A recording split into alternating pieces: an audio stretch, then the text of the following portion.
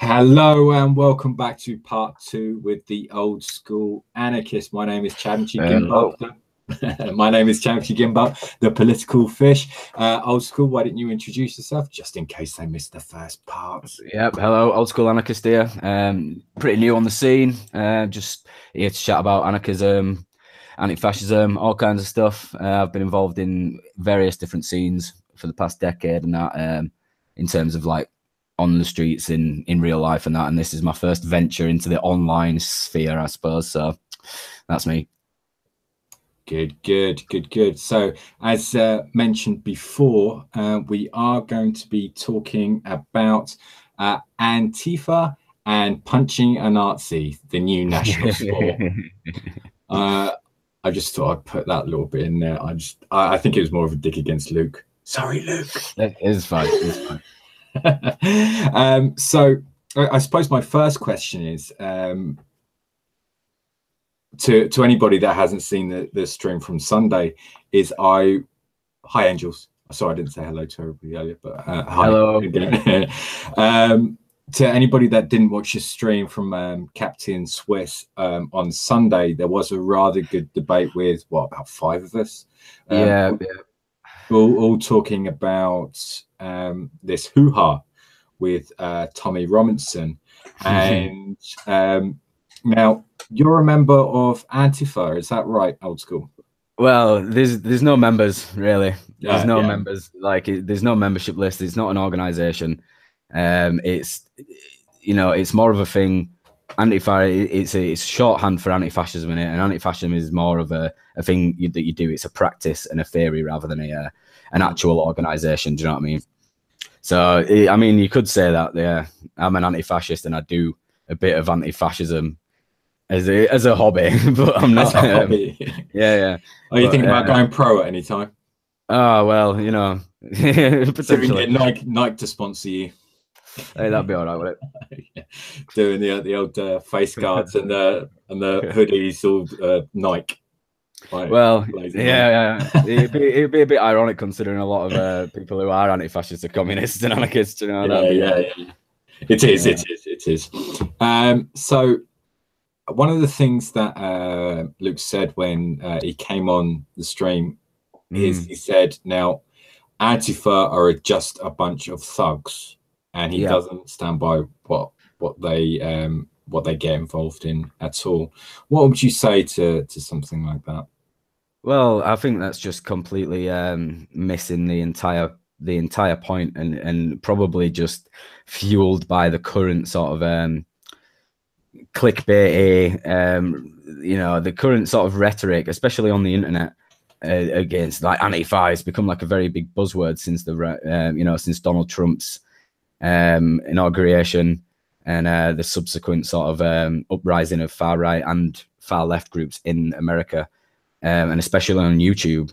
There is a lot of videos that are literally like, if you put Antifa into YouTube search bar, you're going to get hundreds of people from groups like the Patriots of America or the New Right or the Alternative News, and it's all like, oh, Antifa, violent left-wing extremists attacking blah blah blah blah, and I think anybody who takes that at face value without looking into, the history of this kind of thing and the actual practice and what people are saying who are actually involved, then I think it's just completely disingenuous. And, I can't even approach that argument in a serious way with somebody who doesn't, know a bit of history, and it's just going to be very sensationalist. You know what I mean?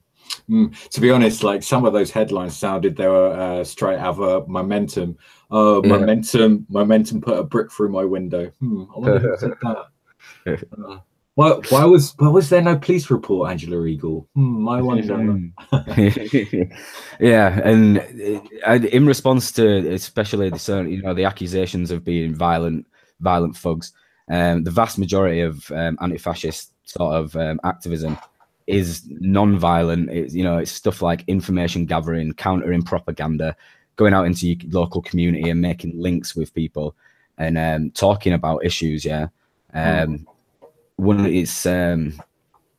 That's a big part of it. Do you know what I mean? And a lot of, obviously, just the way that news and the media work these days, that does just not get a look in. The only time you get a look in is when something kicks off at a demo or, do you know what I'm saying? So, yeah, it's bollocks. Like, yeah. One thing I have noticed actually, ever since the London riots, which then spread to, was it Manchester and Leeds, whenever there's a demonstration, it doesn't matter what the demonstration is about. There is just no media coverage of it at all. Yeah. Even some of the even the NHS marches, you know, where you had all the junior doctors and all the people marching in support, and you had matey off 2 pints and a packet of crisps, 2 pints of lager and a packet of crisps. What's his name? Talking about the NHS and his spats. So, you know, there's nothing when it comes to demonstrations. There is nothing on the BBC or on ITV Channel 4 or any of the Sky channels. Yeah. And it bleeds into the sort of wider idea behind sort of like protest movements and whether or not using you know, more confrontational, often illegal or violent means, you know, is that effective? Is that moral? You know, it's a larger argument. But when it comes to anti-fascism specifically, they are, you know, it's not like they're pro. It's not like you know, we're not advocating for something specifically when we're doing that kind of shit. It's there to directly oppose fascism, and that's it. You know what I mean? By any means necessary. So when they get to paint us all as communists and anarchists, yeah, that might have a sense of truth to it. But the majority of people who are involved or, you know, under the banner of anti-fascism, they're there for that reason and that reason alone. So it's yeah. Especially when I think Swiss had an interesting point when he said this to you on Sunday, especially with this Tommy Robinson situation. Yeah, do you agree that the optics of the Tommy Robinson situation were quite bad? For those of you who don't know, Tommy Robinson was accosted outside McDonald's by how many Antifa protesters? Was it? There were a couple of us, only about 5 or 6 of us. Yeah. And they all jumped him basically outside McDonald's. And it was like what a 2-minute video that the Mirror published. And yeah, so, you know, just on that snippet, do you think that video clip was taken out of context just so people got the wrong optics of it? Well, initially, I don't think that the mainstream media, you know, majority owned by right wing and, you know, conservative quite interests, ever going to paint far left movements in a good light ever. Like, that's just never going to happen. And in terms of that specific incident, you know, it was framed in a way like it just got jumped in the middle of the street. But it was actually a couple of streets away from an anti-fascist conference that was being held at a Kurdish community centre. And, you know, the Kurds and, you know, YPG and the YPJ, we have international solidarity with them people. So he was going, if anybody knows anything about Tommy Robinson, his history shows what kind of a person he is. And nowadays he's trying to paint himself up as like a journalist, like a respectable journalist, to push these fucking far right ideas and to agitate sort of like left-wing movements and stuff like that. He you know, he put on Twitter, or at least his camera girl put on Twitter, oh yeah, we're gonna go and, you know, we're gonna go to this left-wing conference, this anti-fascist conference, and expose the far left. Yeah.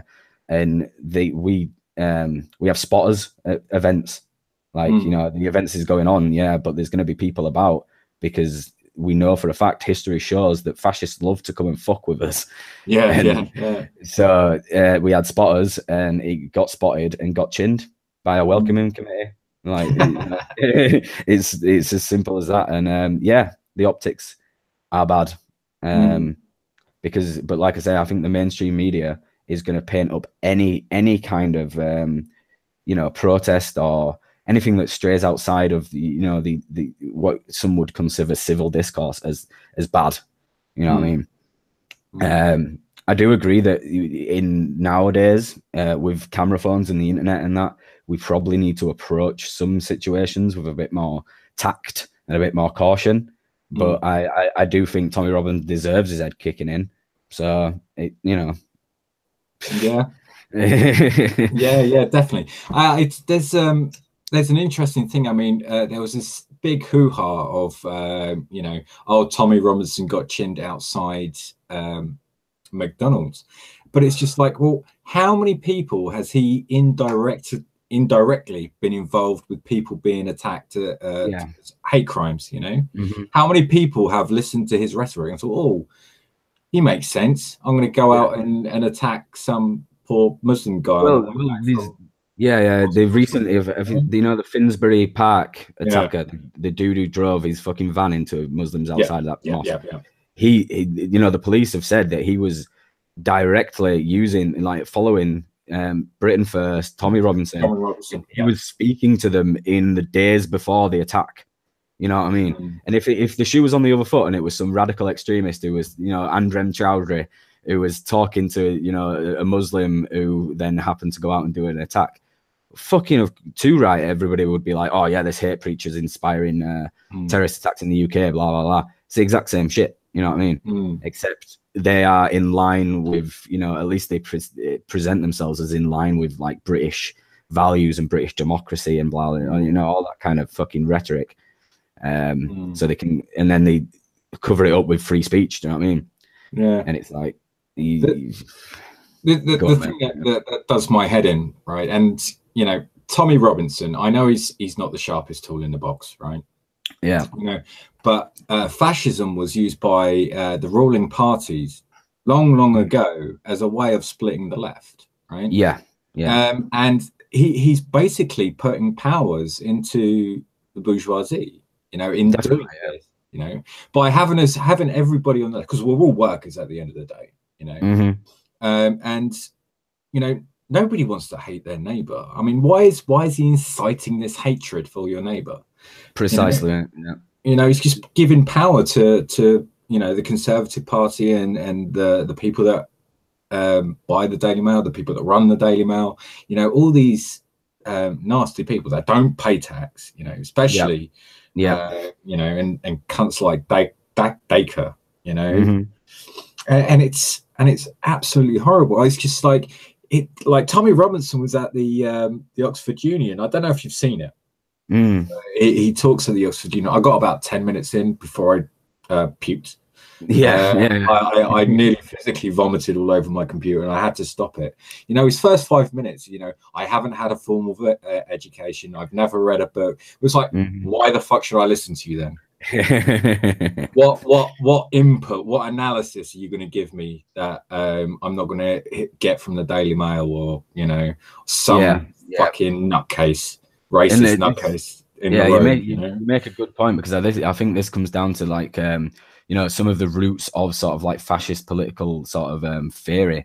At the end of the day, it's politics. It's the friend and the enemy dichotomy. Do you know what I mean? Taken to its like nth degree in a way. Like it's the lowest common denominator politics as well. Because the way that I see it is kind of like it takes a lot of understanding, a lot of like if you want to get into like anarchism or communism or socialism and blah blah blah, you probably have to read a few books and you have to do a bit of study. You have to look at history to really understand it.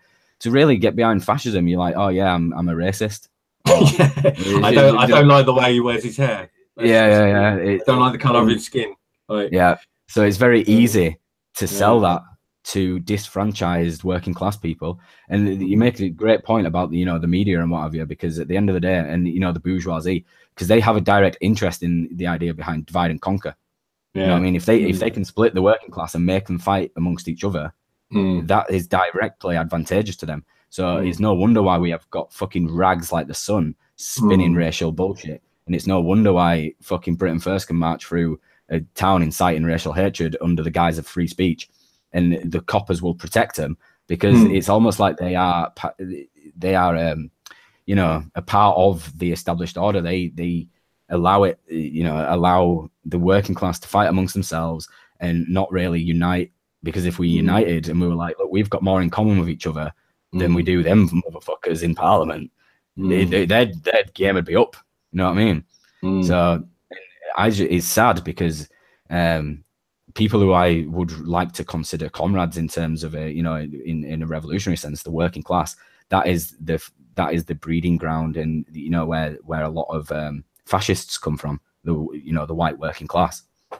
So it's a shame because the amount of times I've been on demos and it's like, you know, I'm looking at somebody who I've got a lot in common with. Yeah. We've been, you know, we've been forced through sort of like political ideologies to become enemies. It's a sad situation. Do you know what I mean? It's a shame that we have to do what we have to do. Yeah, it does break my heart. It breaks my heart when you see a kid, you know, and you see inside them that they've got so much potential and so much going for them, and then they just come out with some racist, ignorant bullshit, and you're just like, what? Yeah. How can you say that? You know, and you know this kind of stuff it's not in genes, you know. Just because his parents are racist doesn't mean he should be racist. He's learnt that shit from his parents and from the people around him, you know. Yeah. And yeah, it breaks my heart. No, and it's a terrible situation, and I just want to touch on something as well in the idea that, you know, when our side in anti-fascist action and what have you, when we're going for these fascists, philosophically, they have a choice to stop doing what they're doing. Do you know what I mean? They have a choice to stop organizing, stop being fucking neo-Nazis, and we'll leave them alone. Do you know what I mean? If they say, "Oh yeah, I realize I was wrong. I'm gonna like, you know, I'm gonna fucking read and I'm gonna figure out." Yeah. And then we'll leave them alone, get back on with our lives, yeah. But their enemies, it comes down to race and gender and all that kind of shit. Those people can't choose to stop being black or gay or, you know what I mean? They can't choose to stop that. So it's like, that's, you see the difference there. Yeah, exactly. Yeah. There is a choice at the end of the day to be racist, you know. You know, like you said, to have a different amount of melanin in your skin, on the other hand, is not a choice, you know. Well, exactly, as you say. Yeah. And more often than not, this is what, like, packed in with a lot of, like, because fascism is its core. You know, a lot of people say, "Oh, well, you know, what could necessarily be fascism?" Yeah, and a lot of people use the term fascist as kind of like swap it in and out for the word authoritarian, in a sense. But there is very big ideological differences between sort of the authoritarianism of, let's say, Stalin and the authoritarianism of Hitler in that kind of situation. And so with fascism, you've got a lot of you know, hyper nationalism, quite conservative traditional values, and I think it was Mussolini who said fascism is the merger of state and corporate power. So there's a lot of class collaboration involved. So you can draw sort of equivalences between the far left and the far right, in the sense that, you know, there's authoritarian elements on both sides. They're all fascists, but that really ignores the sort of deeper ideological roots of fascism. You know, you see what I'm saying? Yeah. I agree. And you know, it goes back a lot further. Or it goes back almost as far as the workers, really. Well, as far as capitalism and all that stuff. But yeah, interesting. And it's kind of weird that I think if you look at all the major casualties from any extremism, a lot of them have been caused by the far right. You know? Oh yeah. You know, whether it be Joe Cox or the Finsbury Park van driver or whatever, and you know, yet the Sun and the Daily Mail particularly are not strung up on stuff like this. You know, you know, because they're just as bad as people like, you know, your Katie Hopkins and you know, people like that. Exactly that. Yeah. And this is why within anti-fascism focuses a lot on sort of you know, white supremacy and all of that shit. But there is a vein which opposes, you know, Islamic extremism as well, and it opposes sort of like Zionist sort of ideological things, and it's more about the, you know, the values underlying it rather than the exact term. But especially nowadays, nobody in their right mind is going to come out and be like, oh yeah, you know, I'm a fascist. Nobody's going to fucking listen to them. Nowadays, it's kind of like changing a little bit, you know, to kind of they're adapting the message, you know, like some neo-Nazi like skinhead, you know, big Doc Martens on, banging about fucking packies and niggers and all that kind of shit. He's never going to get listened to. Like in modern day, you know, he's obviously a racist. He's obviously a dickhead. Nobody's going to listen to him. But if you get some clean cut suited guy on national TV, I like clean cut. Like, yeah, clean. yeah.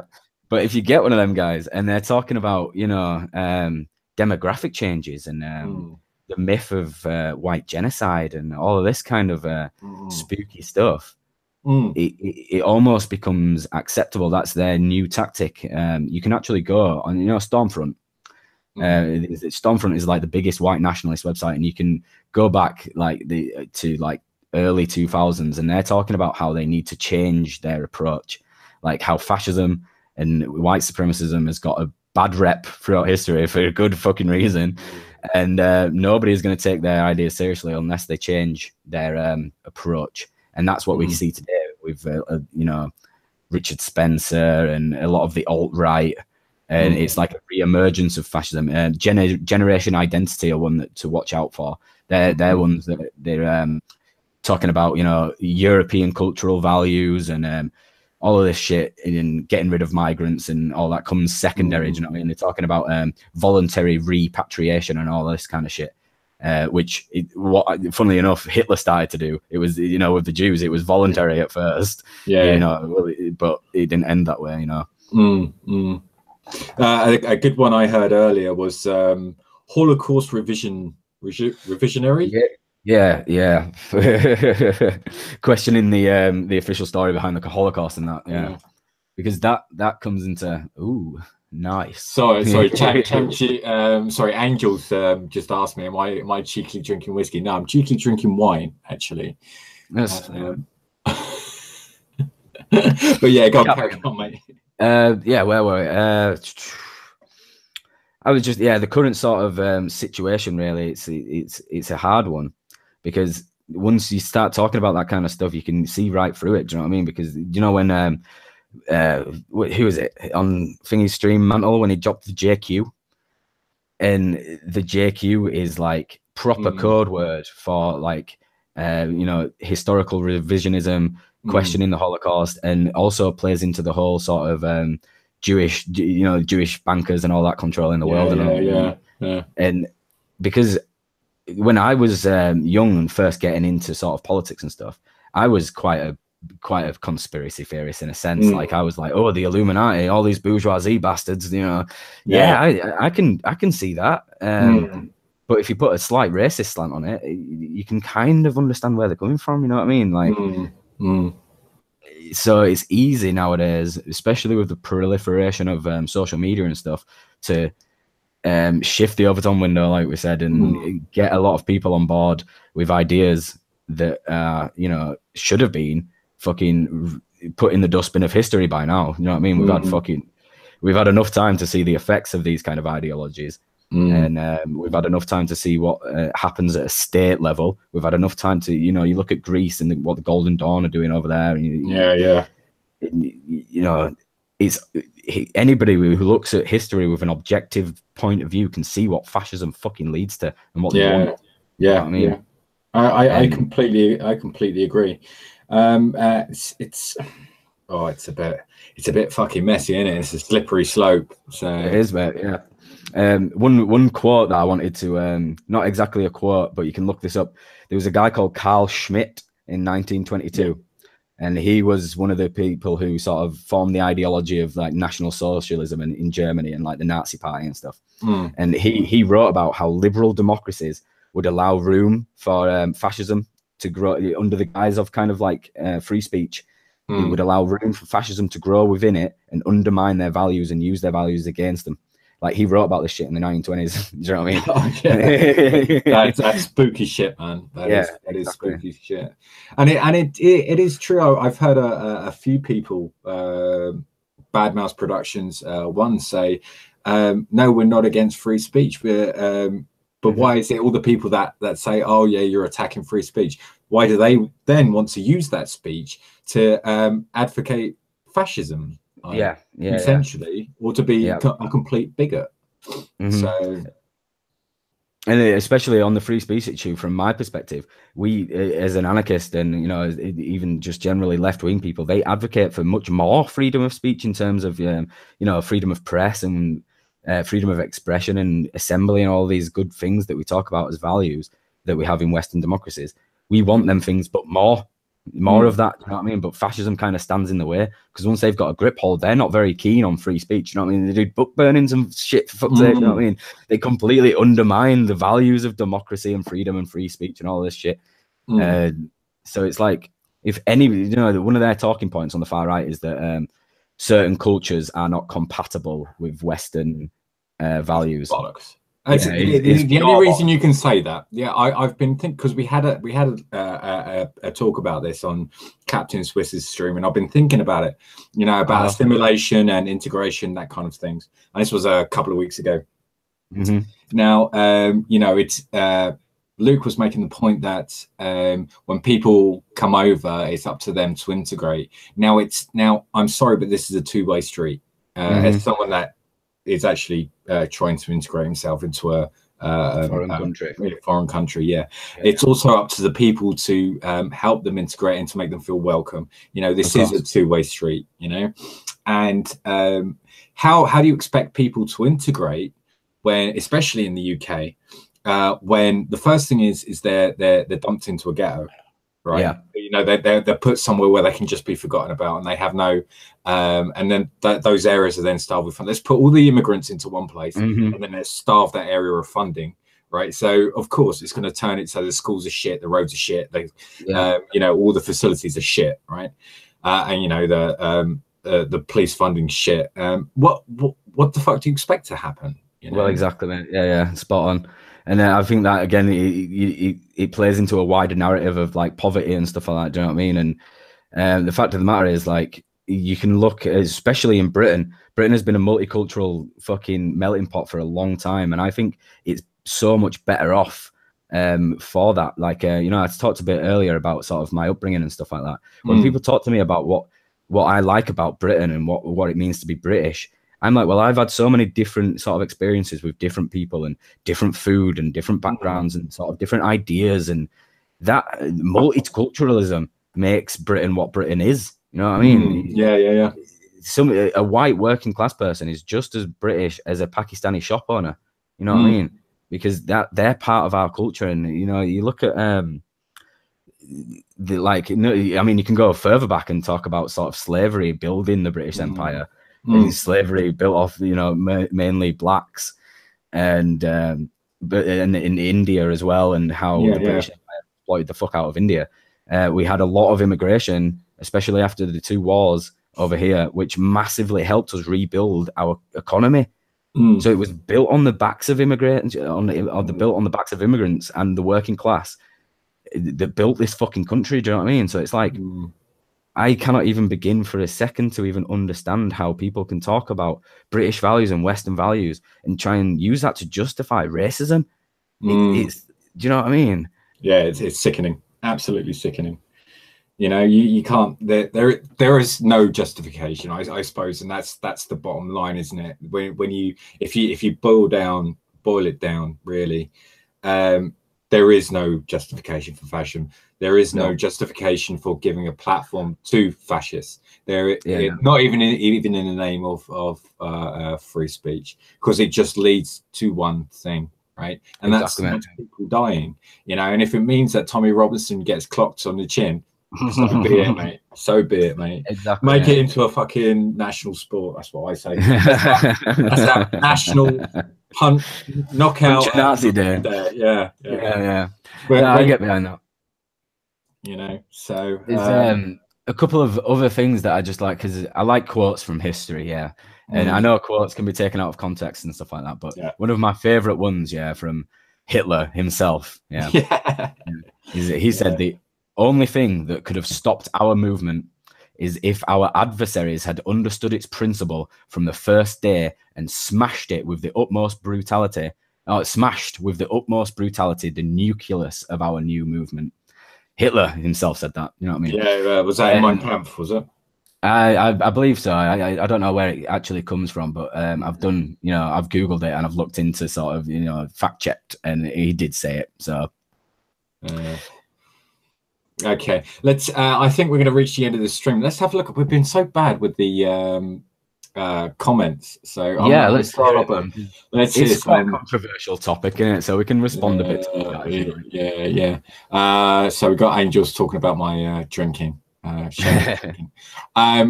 Yes, Angels, I did mean Luke Wardner, by the way, when we were talking earlier about Luke. I just didn't want to go that far, but hey, you've done it now. So then I was talking about the relationship between Stizer and Luke. Oh yeah. Shut up, Luke, you're a cat. This is the thing, man. I sometimes like I don't mean to badmouth Luke and that, and it doesn't seem very good at debating, and I appreciate his voice and I appreciate giving him his views, room to voice his views, but I'd feel bad to like take him down. You know what I mean? I don't know why. I don't know. Okay. So I like Swiss's channel though, because he gives an area for all kinds of voices. Do you know what I mean? Yeah, definitely. Angel says, yes, old school. I have long said this. I have never had. Oh, hang on, it's jumping up on me. I've never had an issue with immigration. I live in an area with some of the highest in the UK. Not really sure why people have such a chip on their shoulder. But then, much like you said at Captain Switzerland's channel, it might just be a London thing. They're used to it, etc. Runs into itself. So I do understand that point, Angels. I mean, I'm from your neck of the woods, so I do feel that. But if you look at the Brexit vote and stuff, the people that were virtually untouched by immigration are the people that voted for Brexit on the grounds of immigration. So and that you can only really put that at the fault of the media that they're consuming, really, I would suppose, which goes back to the point we were saying earlier. And I mean, I can understand that, because what you said about it maybe exclusive to London and down south and that, which, well, I'm from Leeds, I'm from Yorkshire, do you know what I mean? And I've had a very similar experience, and I think multiculturalism has been great for that area as well. And about people who haven't been exposed to that kind of thing, what I'm trying to say is, the more you expose yourself to people of different backgrounds and different cultures, the more you start to understand and open your eyes a little bit. If you've lived in an all-white community for a long time and you're reading these right-wing newspapers and stuff, you can kind of understand why they might breed a bit of animosity towards people. And it's a shame, man. It's a proper fucking shame. And that's why you have to attack sort of the issue on all fronts. You can't just be like, oh yeah, bash the fash. You have to address the media, and you have to address the government, and you have to address the Overton window and all of these things. You know what I mean? Yeah. It's a multifaceted thing. Okay. So we've got a couple more. Captain Switzerland says, London is a melting pot nowadays, an international city. Displaced Cockneys living in Essex do view it differently from my experience living among them. I'd be interested to hear your views about Essex, Captain, but I think that would be, if we extend this beyond the next section, part 3, we're going to do a Q&A, and then maybe we'll just do a bullshit afterwards. We'll see what happens.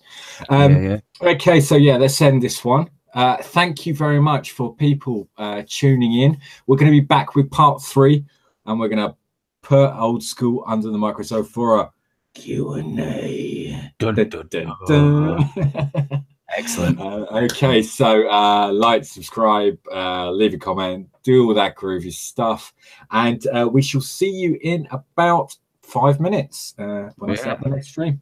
Thank you, folks. Bash the fash. Bye bye.